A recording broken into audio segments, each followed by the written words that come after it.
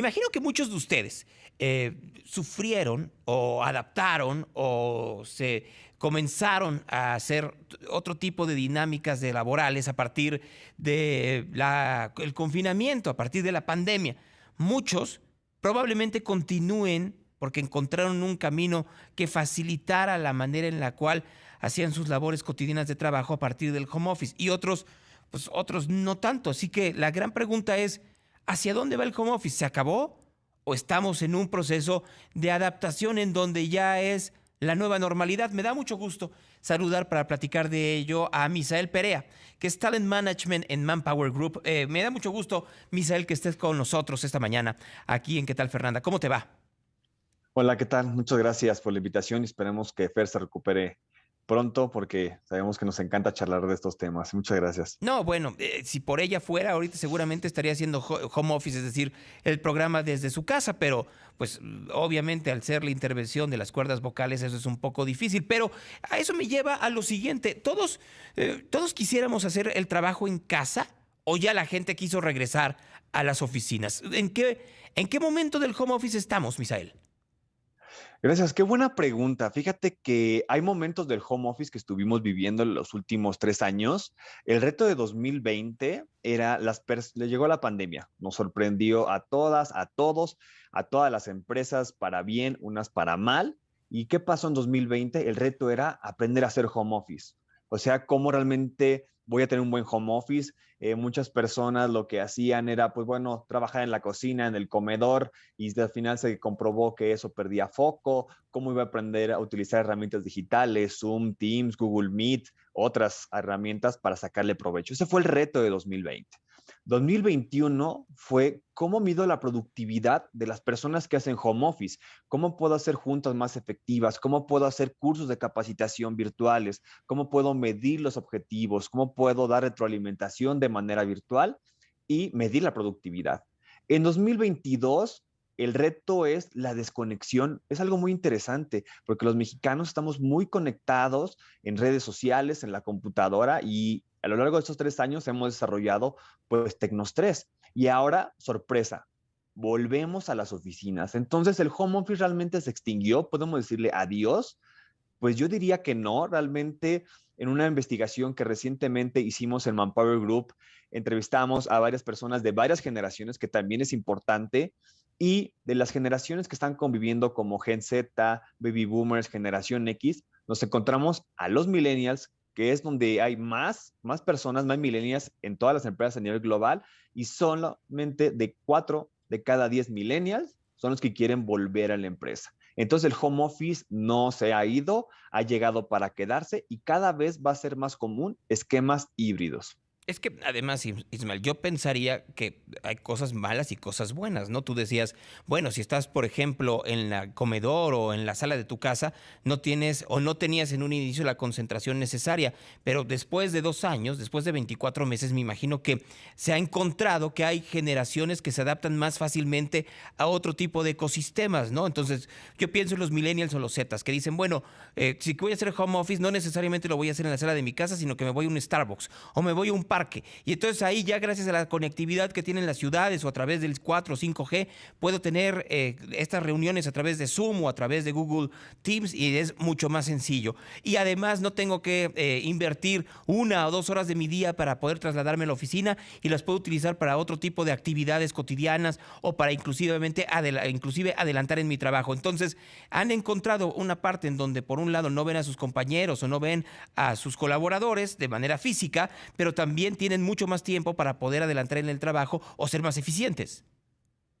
Es el reto principal de la empresa porque justo era eso. O sea, ¿qué pasaba cuando estábamos en la oficina? Pues era común ir a saludar al compañero o nos veíamos en la coffee station o obviamente íbamos a comer juntos y platicábamos. Cuando entró la pandemia, obviamente ese pequeño chip social se terminó. Entonces, ¿qué pasó? Pues que las personas empezaron a estar más en otros temas, por ejemplo, en redes sociales o incluso se conectaban en las noches, por ejemplo, una parte fue los videojuegos, jugar en línea, tratar de hacer reuniones extras virtuales, ¿no?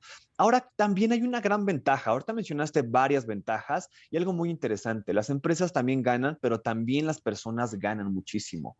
Es decir, antes en un esquema después, si tú querías emplearte en alguna otra empresa o emprender un negocio, este tipo de negocio o colaborar en alguna empresa tal vez se limitaba a tu ciudad o tal vez tu estado si tenías más alcance.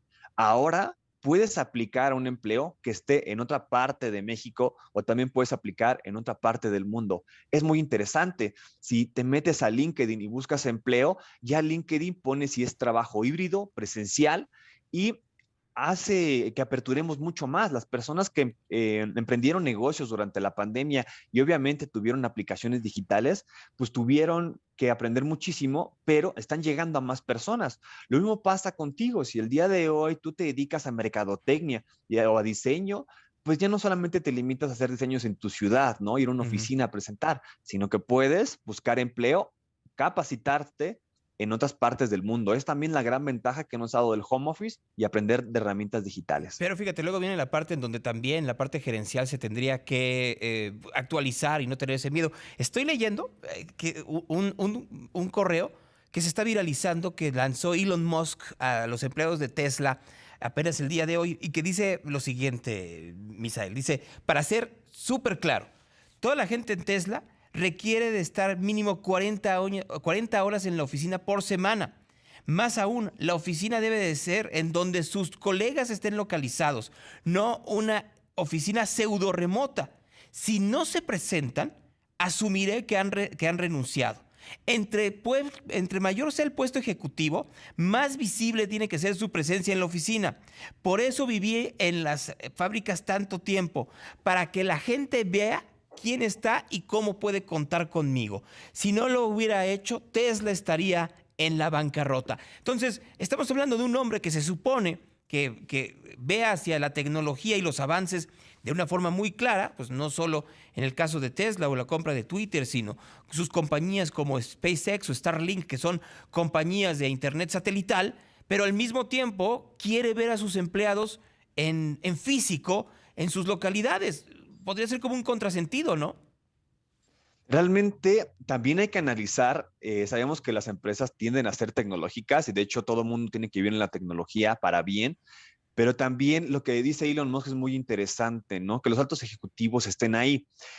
Hay algo, a veces nos preguntan mucho en Manpower Group, oye, tengo algún tiempo extra en home office, me quisiera capacitar, me quisiera actualizar, ¿en qué temas puedo hacerlo? Y va aunado a este comentario que hace Elon Musk. ¿En qué te puedes capacitar? O realmente las personas en oficina, ¿qué pueden hacer? Labores que no hacen un robot. Empatía, negociación, arriesgarse, análisis, priorización.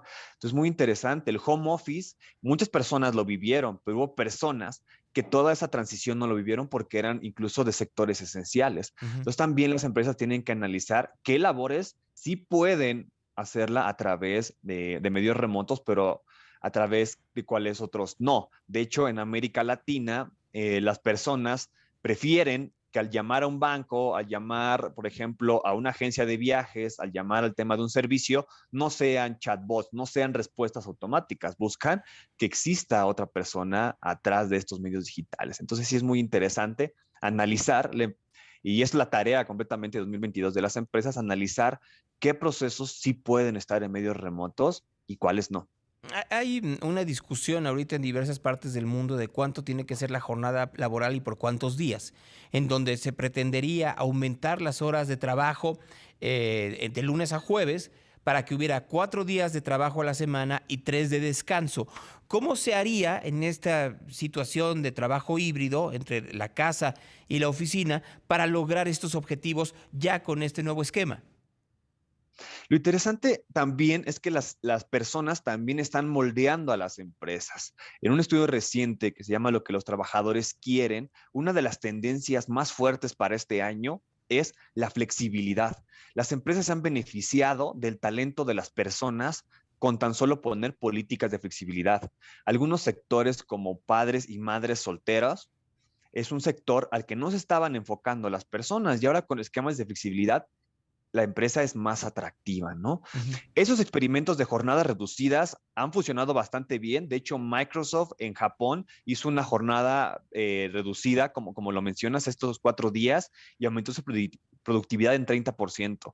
Realmente es una tarea muy fuerte en México si queremos empezar a hacer eso, porque dentro del ranking de la OCDE, México es el país que más trabaja y no es el más productivo. Estamos en el rango número 1 de horas que trabajamos, que es un promedio de 11.3 horas diarias, y este mismo ranking del 37 en productividad. Entonces sí hay algunos pequeños pues temas que podremos incluso decir vicios, ¿no? Como el presentismo, ¿no? Que como dicen la hora pompa, ¿no? Así es. Ese presentismo es algo que pasa mucho en México. Entonces sí es un gran cambio y por supuesto las empresas van a empezar a hacer eso, reducir las jornadas, es algo que se viene para este tema, para este año. Y que yo creo que también tiene que ver con el propio home office, ¿no? O sea, cómo en el momento en el cual tú eres el responsable de tu trabajo en donde te encuentras, pues tú sabes a qué ritmo y bajo qué velocidad tienes que lograr tus objetivos. Entonces, si yo estoy vuelvo a lo mismo, en la sala, en el comedor o en la oficina que creé en mi casa, pues yo sé si quiero estar 8 horas o puedo estar 5 a partir de la celeridad que le estoy dando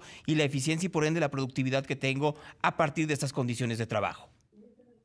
Y tiene que ver mucho también ese esquema de trabajo con las personas que quieren atraer. Como te menciono, ahorita la población mundial de todas las empresas, pues poco más del 33% son millennials. Entonces, ¿qué pasa con los millennials? Los millennials el día de hoy no tienen un plan de retiro, me refiero a una pensión. Claro. Entonces, las prestaciones de flexibilidad, por ejemplo, algunas empresas te ponen algún plazo. ¿Sabes qué? Para el 1 de julio tienes que hacer estos entregables. No importa si estás todo el día en la oficina, si lo haces en tu casa, en la playa, si te vas de vacaciones 3 semanas y la última semana lo haces, pero brindan ese tipo de flexibilidad. Entonces ahí los millennials es donde están atraídos, ¿no? Entonces también tiene que ver mucho ese tema. Si quieres flexibilidad, vas a tener un tipo de segmento que seguramente te va a beneficiar, segmento de personas, ¿no? Habrá que hablar, Misael, de esa gran trampa, porque de pronto dices, sí, tengo una flexibilidad, pero al mismo tiempo, pues no tienes, diría Lisa Simpson, no tengo plan dental. O sea, no tienes un sistema de pensiones que te vaya a ayudar